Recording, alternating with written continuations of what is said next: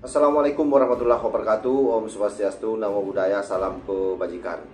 Sahabat-sahabat dimanapun juga berada, di tengah-tengah agenda perhelatan Muktamar PKB yang menyisakan waktu 1 hari, tiba-tiba saja Cak Imin mendapatkan lawan yang saya kira ini akan mengkandaskan langkah Cak Imin untuk menjadi ketua PKB seumur hidup.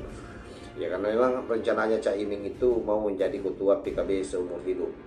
Nah, itu indikasinya cukup kuat dengan adanya perubahan terkait dengan beberapa hal yang mengatur tentang kewenangan Dewan Suro, di mana kewenangan Dewan Suro memang betul-betul dikebiri pada saat muktamar dulu di Bali. Ada satu kader muda dan satu ulama, ini mantan sekjen Gerakan Pemuda Ansor ini, namanya Gus Adung atau biasa dipanggil Sahabat Abdul Rahman, itu nama lengkapnya.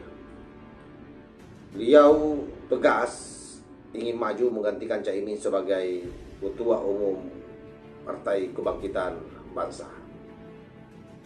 Tentu ini berita yang sangat tidak baik buat Cak Imin ya, karena selama ini Cak Imin menganggap bahwa tidak ada lawannya di PKB. Bahkan orang-orang yang berpotensi menjadi lawan selama ini itu semua dihentikan di tengah jalan dengan menonaktifkannya sebagai pengurus. Salah satunya seperti sahabat Lukman Edi, ataupun yang kita dengar terakhir santer diberitakan ini Gus Yakut, yang juga sudah dicoret dari Partai Kebangkitan Bangsa.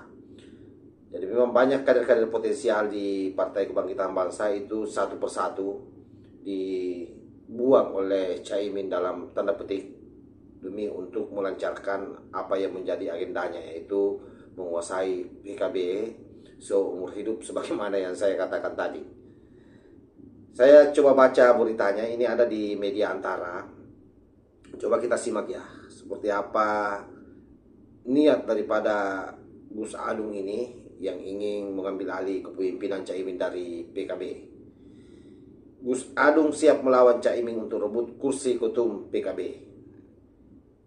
Jakarta, Antara. Sekretaris Jenderal Pimpinan Pusat Gerakan Pemuda Ansor periode 2015-2024 Abdul Rahman atau Gus Adung siap melawan Muhaimin Iskandar atau yang biasa dipanggil Cak Imin untuk merebut kursi Ketua Umum Partai Kebangkitan Bangsa.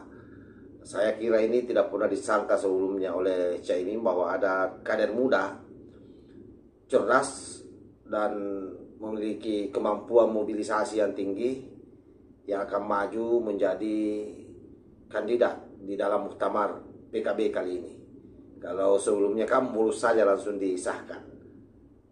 Nah ini makanya saya bilang ya ini pasti akan semakin heboh ini PKB ke depan. Dalam keterangan yang diterima di Jakarta, Kamis, Gus Adung mengaku telah mendapatkan restu dari para kiai untuk mencalonkan diri sebagai Ketua Umum PKB jelang muktamar 6 PKB yang dilaksanakan pada 24 sampai tanggal 25 Agustus di Bali. Lebih lanjut, ia mencalonkan diri karena prihatin dengan kondisi PKB yang dinilai mendesak untuk ditata kembali. Ya memang sangat memprihatinkan lah. Terutama itu soal kewenangan Dewan Suro yang dicabut di dalam muktamar di Bali yang lalu. Kita tahu bahwa kewenangan Dewan Suro hari ini hanya sebagai penjaga garis kebijakan organisasi. Jadi tidak lagi ikut menandatangani kebijakan-kebijakan yang sifatnya urgen, itu tidak lagi terlibat Ketua Dewan Suro untuk menandatangani. Termasuk saya kira penentuan siapa yang bisa menjadi Ketua DPC dan Ketua DPW itu hanya di tangan Cak Imin seorang. Itu yang memang sangat berbahaya. Jadi sekali lagi bahwa Partai Kebangkitan Bangsa yang kita anggap sebagai salah satu gerbong besar yang bisa memberikan nilai-nilai demokrasi di dalamnya, justru di dalamnya itu adalah yang terjadi malah sebaliknya. Jadi demokrasi itu di sana hanya sekedar pidato saja. Jadi visi besar PKB hari ini, jadi betul-betul sudah sangat jauh dari apa yang dicita-citakan oleh Gus Dur selama ini pada saat PKB pertama kali PKB dibentuk. Muktamar 6 di Bali menjadi momentum tepat untuk mengembalikan PKB yang lebih bermuruah dan sejalan dengan garis perjuangan para Kiai NU. PKB tidak bisa dilepaskan dari Kiai karena mereka sebenarnya yang mendirikan dan turut mengawal ujarnya. Ini pernyataannya Gus Adung. Sementara itu, ia mengatakan bahwa dirinya telah memperoleh dukungan dari sejumlah cabang dan para mantan anggota Ansor yang berkiprah di PKB.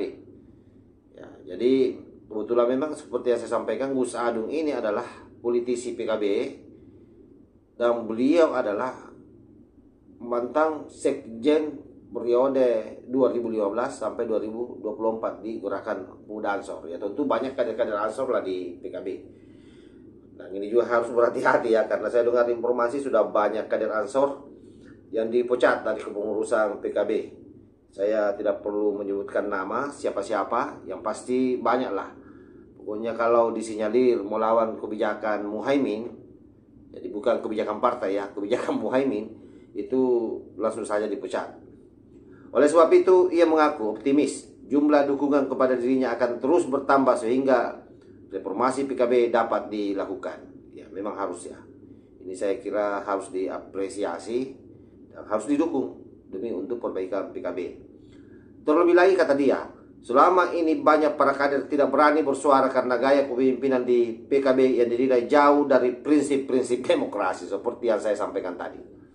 Jadi memang di PKB sendiri itu sudah tidak tercermin proses demokratisasi di sana. Jadi cenderung diktator. Sehingga saya selalu mengatakan bahwa kalau hari ini kita bicara PKB dan mau mendapatkan posisi yang bagus, maka kalian harus pintar menjilat. Jadi bukan lagi soal gagasan, bukan lagi soal kemampuan atau skill. Bagaimana berjuang membesarkan partai dan juga berjuang untuk rakyat.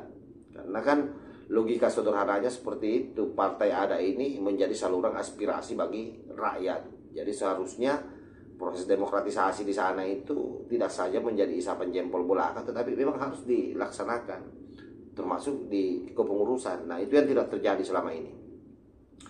PKB harus dikembalikan semangatnya seperti saat para kiai mendirikan tahun 1998 lalu, yakni sebagai partai yang terbuka, modern dan reformis. Jangan sekali-kali kita khianati dan melenceng dari jalur perjuangan tersebut. Tanpa itu, PKB hanya terlihat besar dari luar saja, tetapi hakikatnya rapuh dan menuju arah kemunduran, katanya ini. Jadi cenderung sangat pragmatis lah PKB hari ini. Jadi tidak lagi berpikir soal kaderisasi. Nah, apalagi kompetisi-kompetisi di tingkat lokal sudah tidak ada. Anda mau menjadi ketua cabang, ya cukup bagaimana caranya Anda diakui oleh Caimin. Sudah jadi itu. Mau menjadi ketua DPW tinggal satu orang yang menentukan, Caimin. Kalau dulu kan modelnya lain. Dulu Dewan Suro dulu yang dipilih di tingkat cabang misalnya. Setelah Dewan Suro terpilih, lalu dipilihlah Dewan Tampis. Dewan Tampis ini yang akan menjadi ketua diperhadapkan ke ketua Dewan Suro. Apakah ketua Dewan Suro sepakat atau tidak? Kalau sepakat diteruskan, kalau tidak maka diulangi pemilihannya, dicari yang bisa diterima oleh ketua Dewan Suro. Kurang lebih seperti itu. Nah sekarang ini itu hilang. Semua langsung ke Caimin. Jadi boleh dikatakan di sana sudah tidak ada musyawarah lagi. Musyawarahnya itu semua di Jakarta. Jadi betul-betul mengkebiri hak-hak daripada pengurus-pengurus yang berpikir ingin memajukan PKB. Jadi lebih pada aspek kedekatan secara personality. Ya mungkin karena faktor uang juga di sana, wallahu alam. Lebih lanjut, ia mengajak para pengurus dan kader PKB untuk menjadikan Muktamar 6 sebagai forum yang demokratis untuk mengevaluasi sekaligus mencari solusi guna membenahi partai ke depan, sehingga merumuskan ulang garis perjuangan PKB agar sesuai dengan prinsip dan idealisme saat didirikan adalah sebuah keniscayaan. Saya salut dengan apa yang menjadi cita-cita besar Gus Adung ini manakala memimpin PKB. Gus Adung menilai bahwa dirinya siap membawa PKB ke depan sebagai partai yang berpegang teguh pada garis perjuangan, dekat dengan para kiai, serta adaptif dengan perkembangan zaman. Nah, ini. Kita harus mewujudkan PKB ini sebagai partai yang terbuka untuk siapa saja. Tidak anti kritik, tidak otoriter, dan tidak dipimpin dengan cara-cara yang arogan. Bahkan dengan nafsu kekuasaan yang tak terbatas.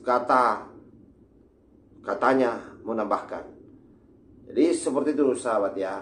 Jadi Caimin kali ini ya, saya yakin akan semakin was-was. Kalau selama ini kan dia berleha-leha saja karena tidak ada kader yang akan melawan dirinya. Tapi hari ini ya muncul Gus Adung, dan saya kira Gus Adung ini sekali lagi saya sampaikan kepada sahabat-sahabat semua, ini tidak kaleng-kaleng ya. Dia salah satu kader emas dari Nahdlatul Ulama, menyandang posisi sekjen terakhir sebagai sekjen di Gerakan Pemuda Ansor. Ya, saya kira modal politiknya cukup besar, kasnya besar untuk mengambil alih PKB. Setidaknya kalau saya, bahwa seluruh keburukan-keburukan yang selama ini dipertontonkan oleh Caimin dalam mengelola partai ke depan, ketika Gus Adung yang menjadi ketua PKB, maka saya punya keyakinan akan berbalik 360 derajat. Jadi bukan lagi 90 derajat atau 180 derajat, tapi 360 derajat.